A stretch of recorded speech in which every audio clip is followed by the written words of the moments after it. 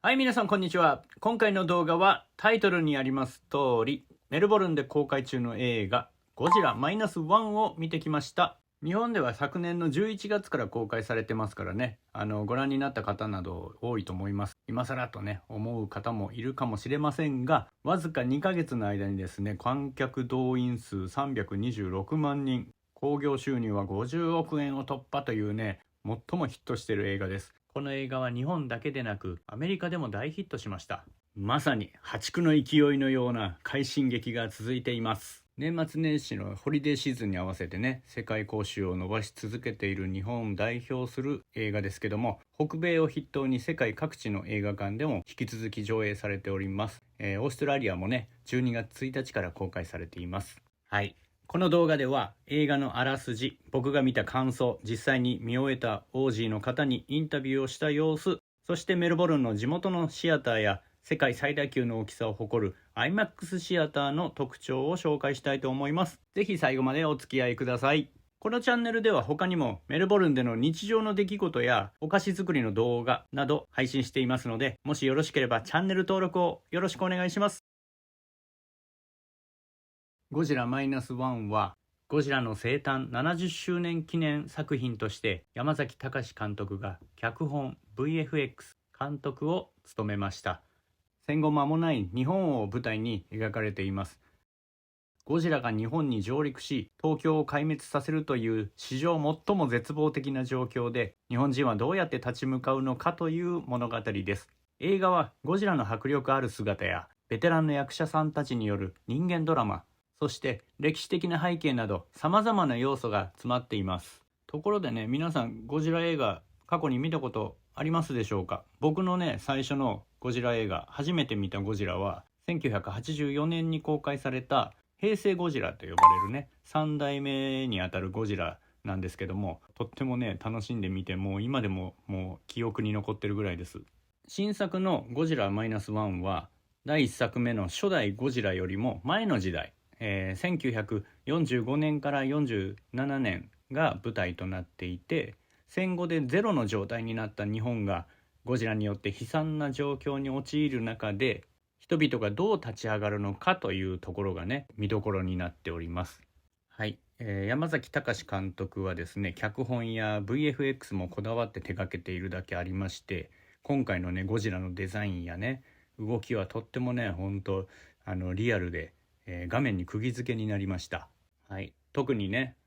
公式のトレーラーでも確認できるゴジラが熱線を放つシーン、あのシーンはね、本当に劇場で見たもう最高の見せ場ですよね。圧巻でした。はい、また、主演の神木隆之介さん、浜辺美波さんをはじめ佐々木蔵之介さんなどね、演じる登場人物たちも魅力的で、彼らの苦悩や決意に感情移入してしまいました。はい、ここでメルボルンのシアターや IMAX シアターのね特徴を紹介します。ここメルボルンにも様々なタイプの映画館がありますが、オーストラリアでメジャーな映画館チェーンは主にクラウンカジノの中や大型ショッピングセンターに入っているビレッジシネマやメルボルンセントラルの中に入っているホイッツシネマなどが大きな収容数を誇ります。それ以外にもね、郊外の商業施設の中に入っているような小さな映画館などいろいろありますけども、日本の映画館と同じようにね、会員登録したり、曜日によってはディスカウントが受けれるようなね、そういった映画館もあります。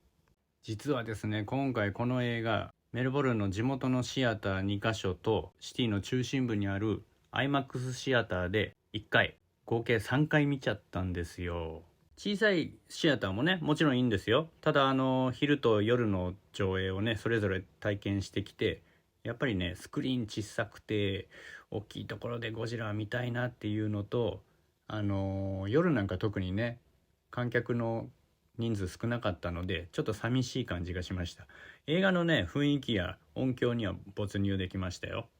しかしせっかく映画館でゴジラを見るのであれば、おすすめはやはり大画面、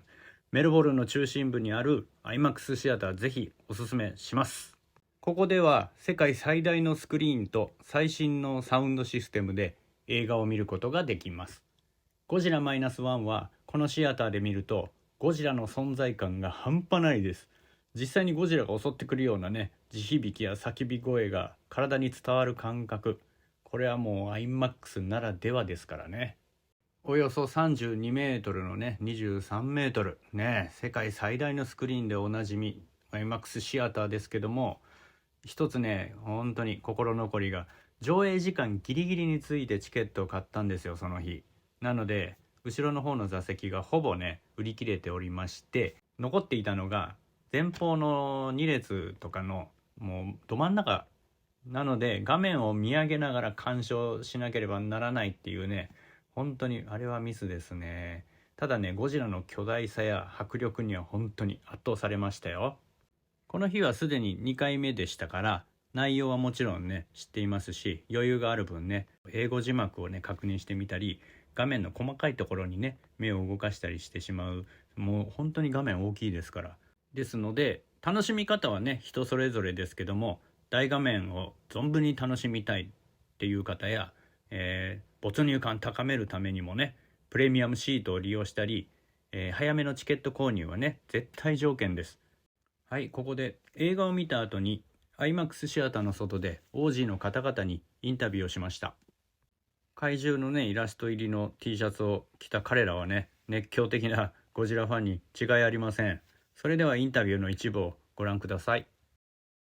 この映画の見どころは何でしたか？どれを選ぶか決めるのはとても難しいね。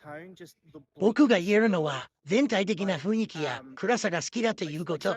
ゴジラが襲ってくるとき、多くの人が失うものがありすぎます。そして彼らが最後に団結するとき、何かを守るために、生きるために戦う姿。それはとても感動的です。ゴジラのデザインや特殊効果についてどう思いましたか？東方の CG ゴジラは20年前の初期のミレニアムシリーズと今とを比べると長い道のりを得てすごく進化したとわかりますよね。敷島やノリコなどの登場人物に感情移入できましたか？もちろんイエスだよ。ゴジラと人間の戦いのシーンは迫力がありましたか？ああ、スリル満点だった。この映画のメッセージやテーマは何だと感じましたか？標的を相手に特攻のように確実に死に向かうのと、自分で死ぬかもしれないと知りながら戦うことの間には違いがあるということかな。You guys enjoy or? Yeah, cool, cool. 多分僕のお気に入りのゴジラ映画トップ5に入ると思うよ。Thank you for that. Thank you very much. Yeah, thank you. はい、というわけで以上がメルボルンで見た映画ゴジラ -1 の感想やインタビュー、シアターの紹介でした。いやー本当にね、この映画実際に見て、ドラマのパートも登場人物のね関係性なども複雑すぎず程よいバランスでしたし、オーストラリアの方にもね海外の方理解しやすい英語訳になっているようにも思いました。伏線もね分かりやすくてね、絶望的な状態でも人々がこう助け合って困った時はお互い様みたいなね精神で乗り越えていく様子は本当にね泣かせます。映画は戦争や核の問題にも触れておりまして、現代にも通じるメッセージもあるんですけども、数々の映画サイトでね大変評判が良くて、この映画ね5点満点で僕はもうほんと 4.7 ズバリね評価します。もしまだね見ていない方いらしたらぜひ見てみてください。日本では1月12日より白黒のねモノクロ映像版も公開されます。はい、それでは最後にゴジラファンだけでなく、この動画をね見ていただいた全ての皆様からのご意見コメントお待ちしております。過去の作品と比べてだとかね、続編ができるとしたらどんなことに期待するかなど、みんなで日本のエンタメをシェアして盛り上げましょう。それではまた次回の動画でお会いしましょう。ありがとうございました。